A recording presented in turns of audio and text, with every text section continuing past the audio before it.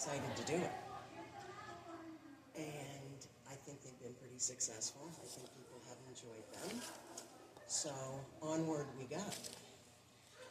So this is Something to Ponder with Risa, semicolon, The Mirror of Erised. So I wanted to do something from Harry Potter, since it's a Harry Potter weekend. Mm-hmm. So this ponder, I'm going to fill you in, give you a little bit of background in case you don't know what the Mirror of Erised is or all of that kind of stuff, so that we're all on an equal playing field, which is always for the best. So I'm actually going to read to you a little bit out of the book, so you'll know. So this is from the very first book, Harry Potter and the Sorcerer's Stone. And I am obligated just to say this, because in another part of my life, I'm a philosophy professor. So in England, the name of the first book is Harry Potter and the Philosopher's Stone. But the publishers in America said, people will hear that and not want to read it.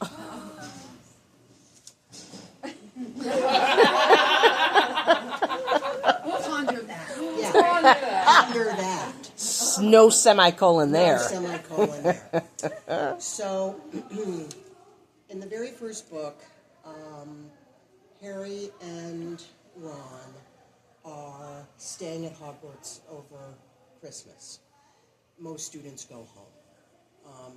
Harry has a very complicated home life, and his friend Ron stays with him. So they kind of have the run of the place, which is dangerous for young wizards. And they're also on a mission. They're looking for something. They're looking for something very specific. The Philosopher's Stone, and who created it, and what's up with this thing. Okay. So,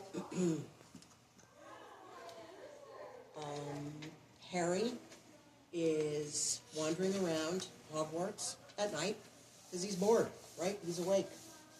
Okay, makes sense. I understand that. I have insomnia, right? All right.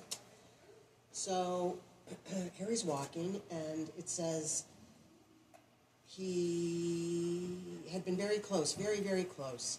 This was someone walking past him. He had just received a gift, and the gift was an invisibility cloak, so no one could see him.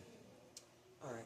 So he decides to go into a room to kind of just like, whoa, I don't want to get caught. And he says this room looked like an unused classroom. The dark shapes of desks and chairs were piled against the walls, and there was an upturned wastepaper basket. But propped against the wall facing him was something that looked as if it did not belong there. Something that looked as if someone had just put it there to keep it out of the way. It was a magnificent mirror, as high as the ceiling, with an ornate gold frame, standing on 2 clawed feet. There was an inscription carved around the top. Erised, straw, eru, oit, ube, kafru, oit, on, wosi. I'm going to tell you what that means. Around the top of the mirror, it says, I show not your face, but your heart's desire. Harry couldn't translate it when he saw it, which I don't think is particularly unusual. But Harry, in fact, steps in front of the mirror. And I'm going to put the book down for a minute and just talk. So when Harry steps in front of this mirror, he sees an image of a man and a woman. And he didn't recognize them at first. So he's looking, and he's thinking, this is strange. It's not a mirror, right? This is weird. And then the closer he looks, he begins to come to the understanding that these people share physical features with him, like his eyes and his nose. And then he realizes it's his parents when they were young. And Harry's parents were, bless you, murdered by the evil villain, he shall not be named, in the stories. So Harry becomes entranced. He's never seen that before. He's never seen a picture of that. So he just sits and stares in the mirror.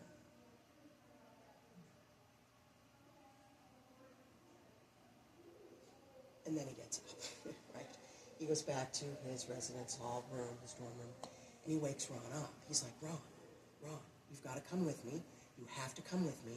I've seen my parents. I want you to see them. I want you to meet them. Ron's like his best dude bud, right? Hermione is the best lady bud in this little trio. So, Ron, you gotta come.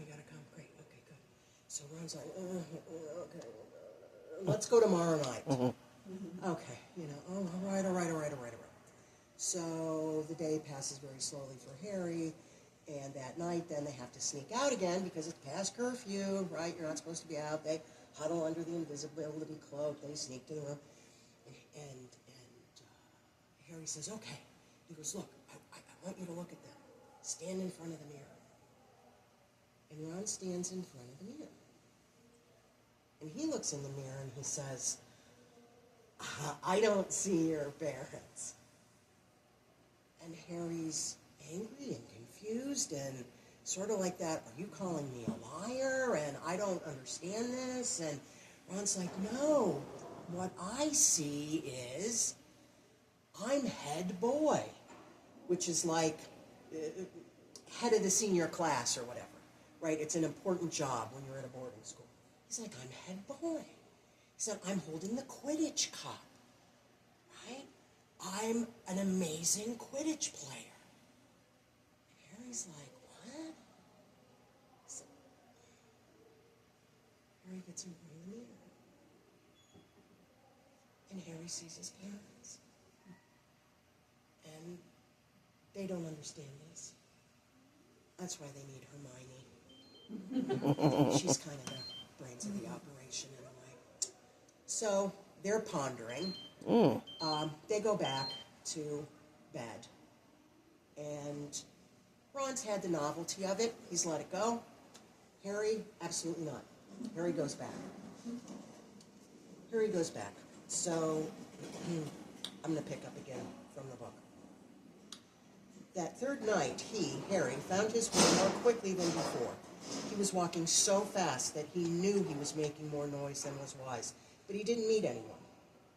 And there were his mother and father looking at him again, and one of his grandfathers nodding happily. Harry sank down to sit on the floor in front of the mirror. There was nothing to stop him from staying there all night. Nothing at all. Except... So, back again, Harry? Harry felt as though his insides had been turned into ice. He looked behind him, and sitting on one of the desks by the wall was none other than Albus Dumbledore. Albus Dumbledore is the headmaster of the school. Yeah, like the vice principal in my school would have been like, oh, shoot, Harry must have walked straight past him. He was so desperate to get to the mirror, he hadn't noticed him. I didn't see you, sir. Strange how nearsighted being invisible can make you, said Dumbledore. And Harry was relieved to see that Dumbledore, was smiling.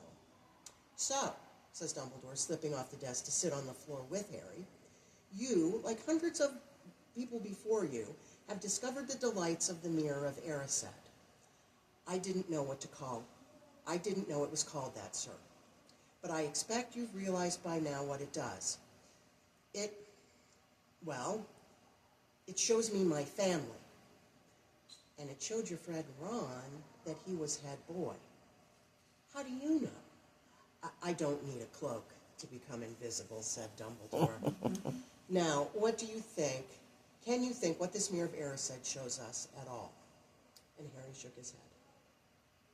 Dumbledore then says, the happiest and most content person in the world would look into the Mirror of Erised and in fact have their true reflection. So if I was standing in front of the Mirror of Erised and was at my happiest and most content, I would see me wearing my Hufflepuff shirt and my Hufflepuff hat, right, and my black pants and my white tennis shoes, and how I look exactly right now.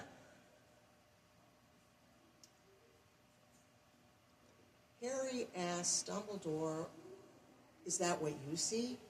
Right, because the assumption is Dumbledore is all, right? He's the smartest, the wisest, or whatever. And Dumbledore says, no, when I stand in front of the mirror, what I see is myself holding a pair of warm socks. He says, every Christmas, it's all I want. And people always just give me books. And no one ever gives me socks. So I see myself with socks. But I mean, in a way, that's a pretty minimal thing. Right? So the things, to me anyway, to ponder about the Mirror of Erised is,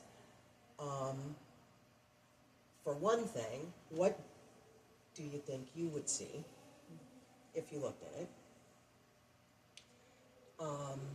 Harry sees the past, right? Ron sees the future.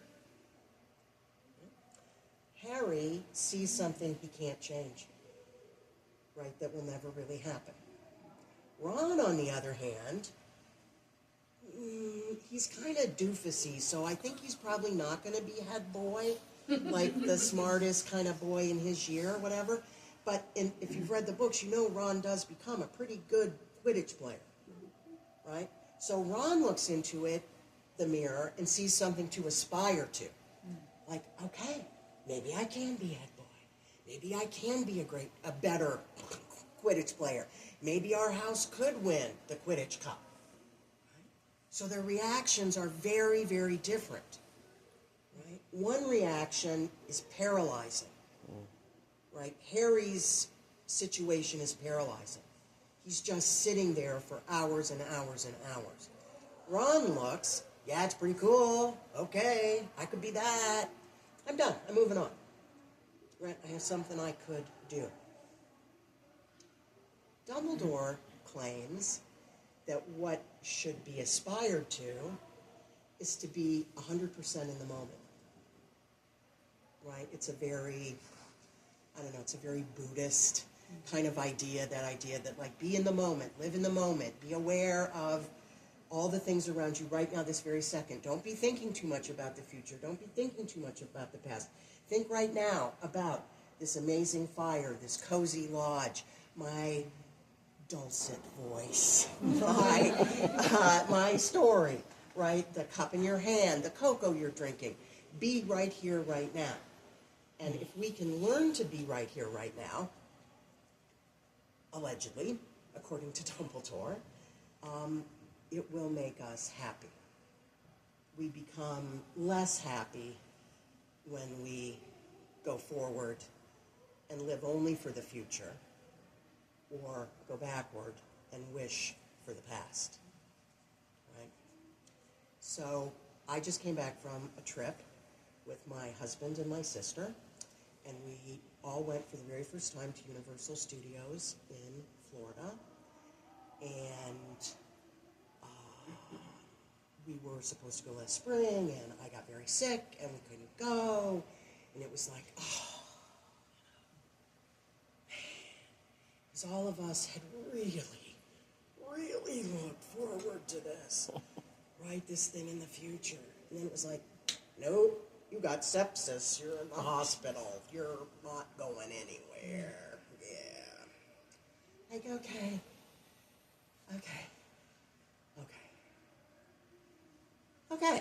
And then it's like, well, okay, well, be in the moment. Like, I'm alive. This is good.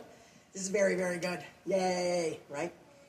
So, in a way, though, we sort of started that cycle again. because we planned the trip. It's like, okay, now we're going to go in November. Okay. My sister and I talked about it almost every night. We want to do this, we want to look at that, we want to eat this thing, we want to go there. And there was a lot of, living in the future.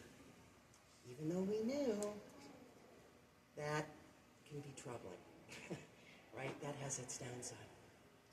So I don't usually do this way, but I kind of would like to see if anybody wants to talk about, what do you think? The mirror, the future, the past, the present moment, anything? Is one better, less good, more negative? I don't know what you think. Nobody has to talk. I'm not going to do what I used to do when I taught in person, which is when I would ask my students a question that I expected someone to respond to, and nobody did. I just sat there. Because I can sit in silence for a really long time, and it would freak them out. And then finally someone would be like, okay, it is, Nobody has to talk. That's okay if you don't want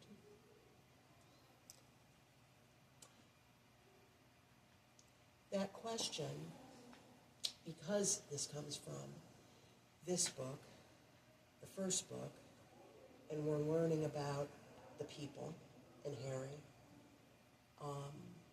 Dumbledore wants to give Harry a warning. Mm-hmm. So I think I'm going to read you the very end of this of this chapter. Dumbledore says the mirror will be removed to a new home tomorrow, Harry. And I will ask you not to go looking for it again. And if you ever do run across it, you will now be prepared. It does not do to dwell on dreams and forget to live. Remember that. Now, why don't you put on that admirable invisibility cloak and go off to bed? So, that's something to ponder for me. Thank you, Risa. You're welcome. My pleasure.